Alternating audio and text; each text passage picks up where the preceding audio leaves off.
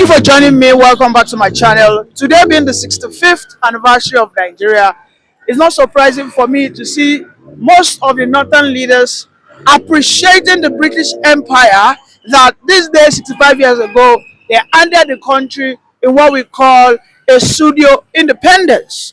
Because we all know historically that the British Empire, just shortly before the independence, had some indoor meetings that only included this then Sardauna and Tafawa Balewa because they initially rejected independence. In fact, as at 1953 to 1954, when Awolowo called for the independence, when Antonio Enahoro first said Nigeria is rife for independence, the British said the North must agree because they own the country.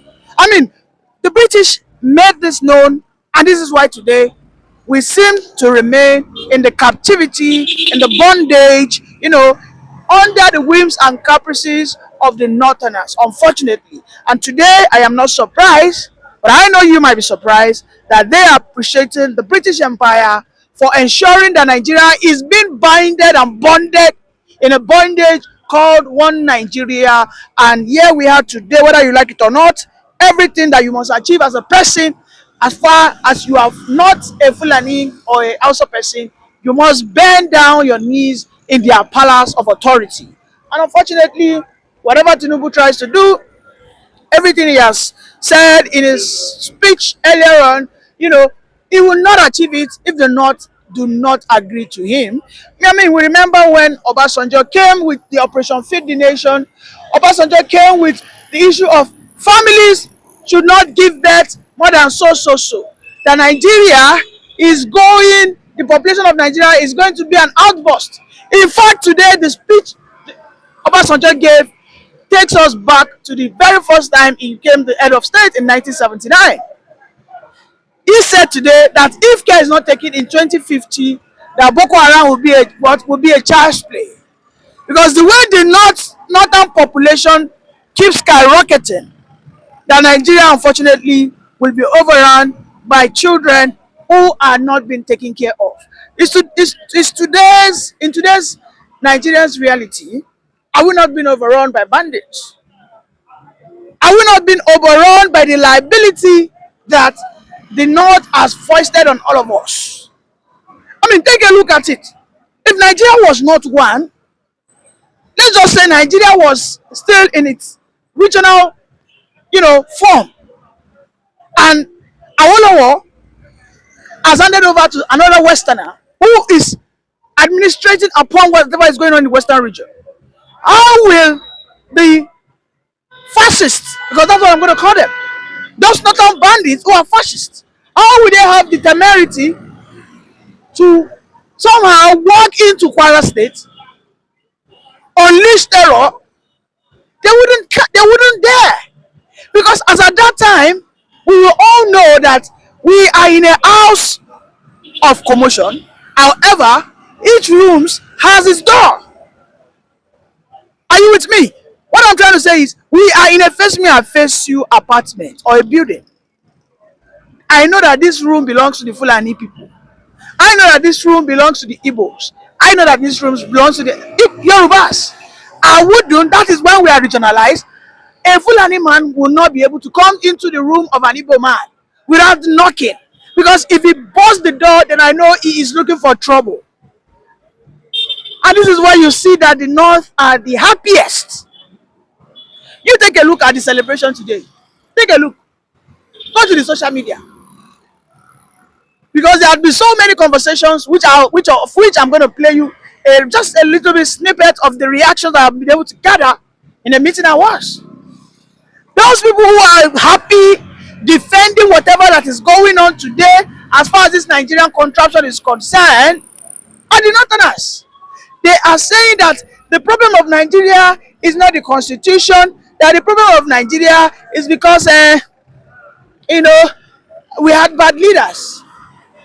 They are saying that I challenged one of them. I asked him, I said, why is it that in the North I cannot do my alcohol business in an open place?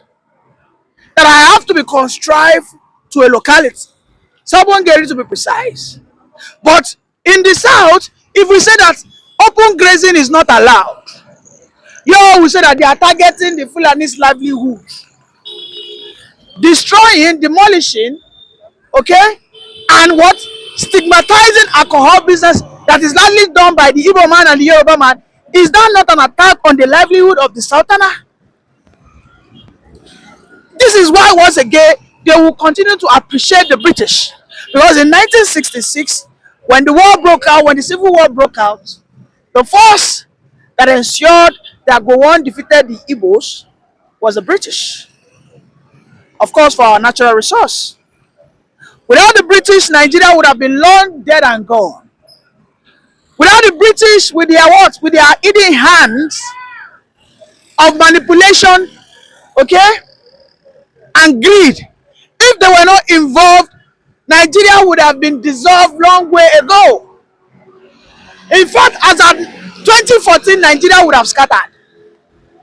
That was the year the amalgamation treaty ended. 100 years. From 1940 to 2014, 100 years. That was the perfect year. Jonathan would have taken it upon himself to split the country, because that year, Jonathan went to organize and call a program which they call CONFA. The constitutional what? Arrangement for the people. Over 300 people represented their tribe. When they finish the confab, what happened? They submitted it, and when Jonathan read the first page, in the first page they said Nigeria must have a new constitution that guarantees resource control. What do we have? Do not say no.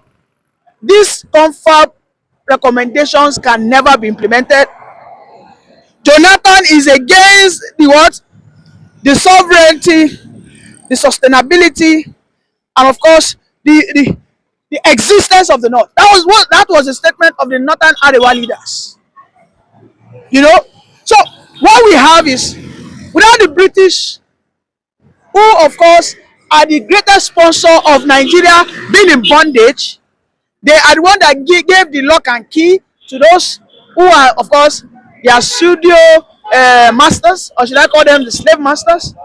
Without the British, we wouldn't be here today. And why we remain here today is because they have not left Nigeria as a nation, because they know that they want to hold Nigeria forever, until when the Southern people agree to work together, the Igbo and the Yoruba, the Ijaw, they put aside their differences, they look at themselves and they say, okay, let us work together.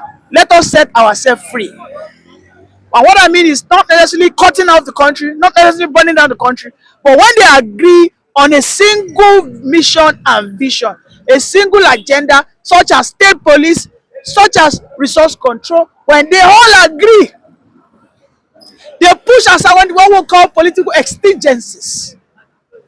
This and this and this are what we need. Until then, unfortunately, we will be here, and these people will continue to hold us ransom, because the British are feeding facts, unfortunately. Let us join me, like, subscribe, and share. Bye for now. Come out and tell her and stand on our ground. When we stand on our ground, these people knows that power belongs to the people. They fully have that understanding. But the power belongs to the people that understand their self, not their self. They understand that they are the employer. When you fail to understand that you are the employer, they will continue selling different division mechanism to the general public, just to cause disunity among you. When you come to say, you matter on irrelevant issue, rather the main issue, which is based on competence. When we start seeing everybody as, okay, fine, you are in Nigeria, I don't care where you are from. Are you competent? Are you qualified? Are you more okay? Is your antecedent giving me confidence that if I give you this job, you'll be able to do better? Then straight up, without you start using sentiments, we can have it right. So at this time around, what do we need to do? We know that we must follow through the ballot box. But if we're going to follow that ballot box, we'll now look at it. Among all our leaders that we have today, who do you think? Let's forget about region or whatever at this time, who is more competent? Because today, if I should mention the name Peter Obi, many people will say, he don't come again. They don't come with this Peter Obi agenda. They don't come with this Peter Obi agenda. Oga, leave Peter Obi. Me, the man talking to you now, I'm a Yoruba man without missing word. Leave Peter Obi aside. Put all of them in the scale of competency. The so-called who do you think his political agenda is more convincing to the average Nigerian, to the right thinking person? Who do you think that they see is that, giving my if I give my vote to this man, I can account for it because the man can actually come back to the space and answer my question? Who?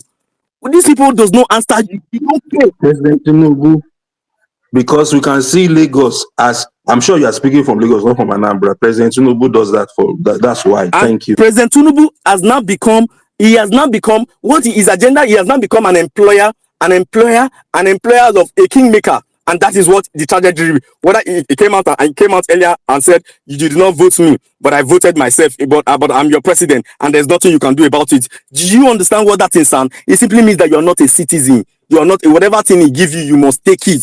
You must take it. And you want foreign investor to come to Nigeria. Who will try such a thing? Which investor in his right mind will come to Nigeria and see that Nigeria